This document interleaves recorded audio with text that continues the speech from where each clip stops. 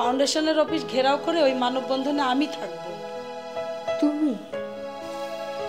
হ্যাঁ, দাদা জানো থাকতে চেয়েছে।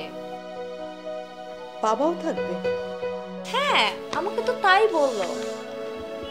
এবার আমজাদ পাটোয়ারির মিথ্যা অহমিকার কবর দিব আমি। কার খবর আবার রচনা করছেন আন্টি?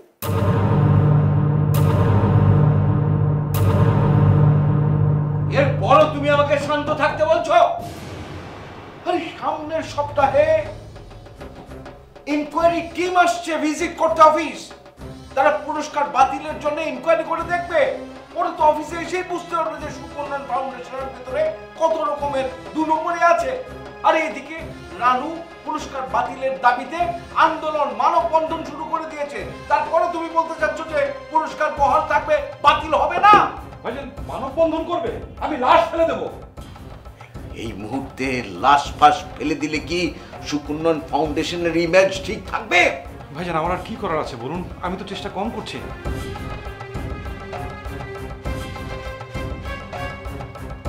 স্যার, মালিক ভাই তো সব দিক থেকে চেষ্টা করছে।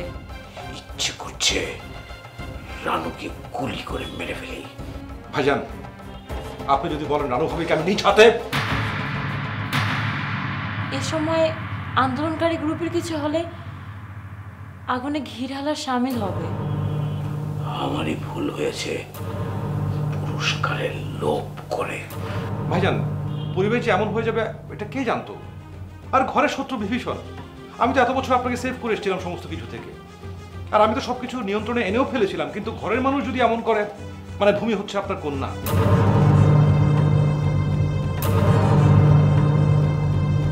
কবিতা সে আপনার আশ্রয়ে লালিত, আর রানু হাবিব লিগেলি আপনার ওয়াইফ। সেখানে আমার কি করার আছে বলুন? ওরা সকলেই আমার মৃত্যু চায়।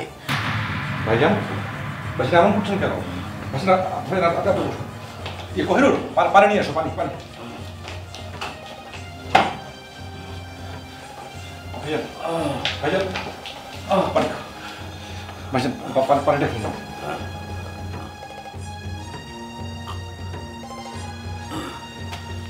এসিটা বাড়ি দাও।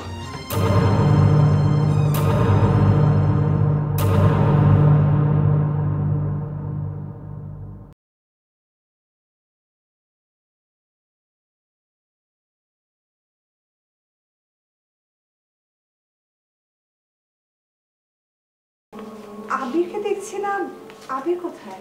সেটা তো আমার থেকে তোমারই ভালো জানার কথা। তুমি কি বলতে এসেছো সোজা করে বলো।